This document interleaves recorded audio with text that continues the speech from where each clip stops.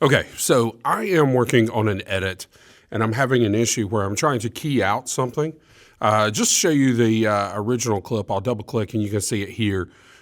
We have this lady, Gwen, standing in front of a pop-up green screen over our wooden backdrop.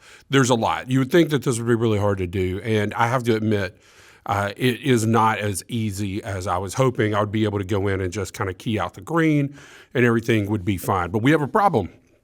And the problem is the green on this side is a lot darker than the green on this side. And so when you're doing green screen work, you want your green to be as consistent as possible across the entire backdrop. The other thing that you want that we are missing from this is you want some sort of light source behind them. And I hate this mouse that's popping in like that or zooming out like that. But you want some sort of light behind the person that kind of separates them from the background. And we have a light back there, but it was not doing a great job. Our green screen here at my studio is passable at best. It's definitely not something that you would want to use for really good professional quality work. But we're going to try to make the best of it. And one of the ways we're going to do that is by using Adobe's new object masking tool, which I've actually already applied to this clip.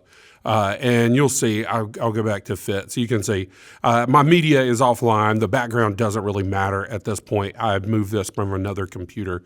But I had gone in and I had done object masking. So if I double click this, go to Effect Controls, you can see that my object mask has tracked the subject forwards and backwards and done a pretty good job of that. We have some issues where, like down here, you can see that she is missing part of her body.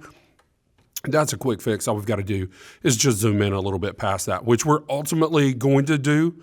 It's going to be a little tighter like this when we're done with it. We're just not there yet, so we will get to that. But an issue that I'm having, and if I go back to this and we'll zoom into like 400%, is you can see that this is very jagged on the key. And I was doing this for a client, and they are very much aware of the fact that it did not look great. It was not smooth.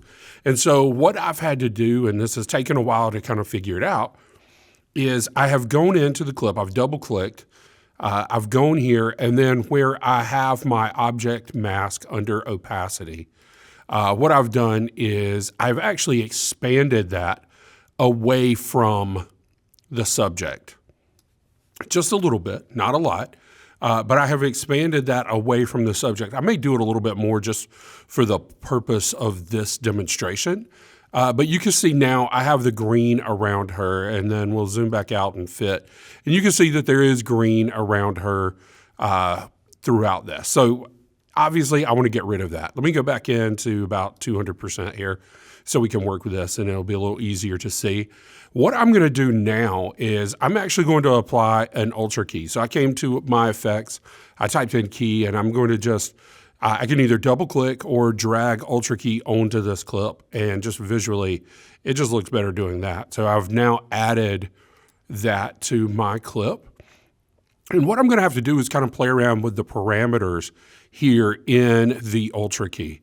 I have found that under matte cleanup, that's where I'm going to find the best resources. Usually I'm able to go in and just adjust the midpoint, and that'll do a pretty good job, or even go to pedestal under matte generation, and that'll do a good job. But for this particular project, I have found that my contrast does pretty good. So let's see how this works. I'm going to go to color key here.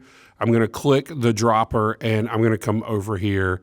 And I'm actually going to choose inside of her earring here because that was a problem that I was having in the previous mask as well, is it was not catching that there's a loop earring.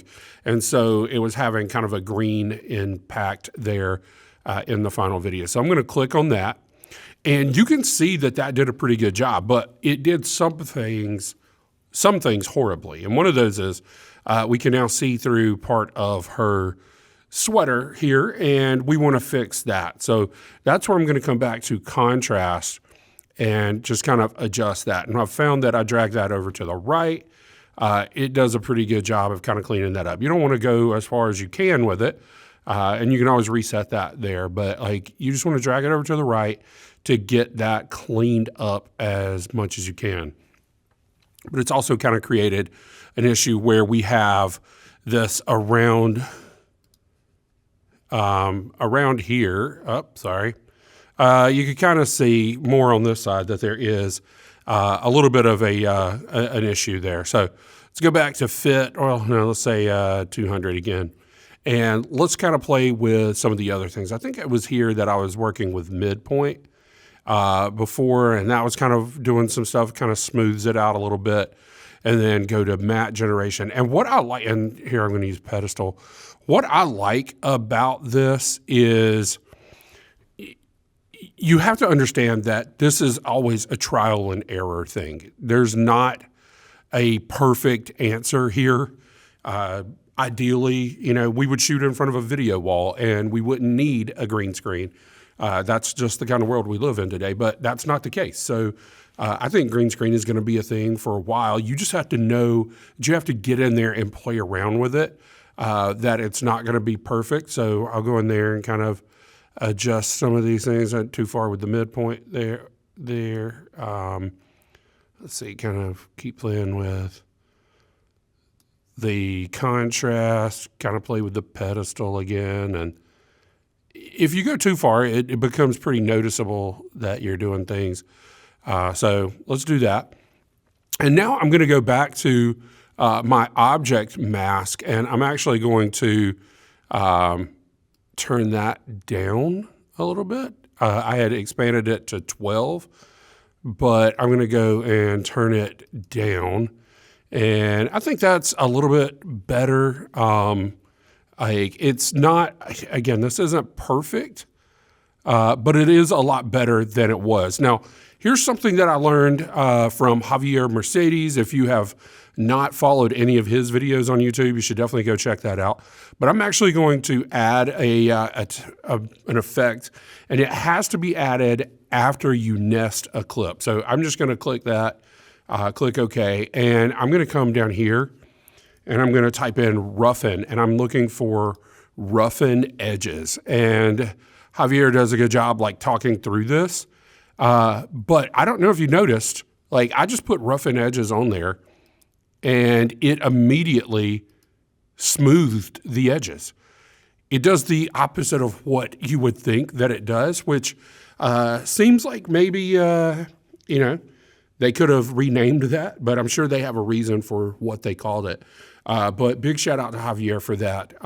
Again, Javier Mercedes, YouTube, check out his tutorials. He does a great job of explaining things. But we've added that, and now I feel a lot better about this. Again, I've still got this separation down at the bottom. You can see that, she doesn't quite, like her body does not extend all the way. That's okay. I'm just going to scale her up a little bit anyway. And I would say now we have a pretty clean, throughout 6th grade, students are supported by teachers, pretty clean key, and staff. And it's not on there for very long, so hopefully people won't dwell on it. But I think that's pretty good. It's a lot of work to play around with this, but if you want to get paid to be an editor, it's going to be work, right? That's what jobs are, is they're work. So please don't be afraid to put in the work to do it right. And I hope that I just continue to get better at this. And so maybe you will as well. All right. Let me know if you have any questions.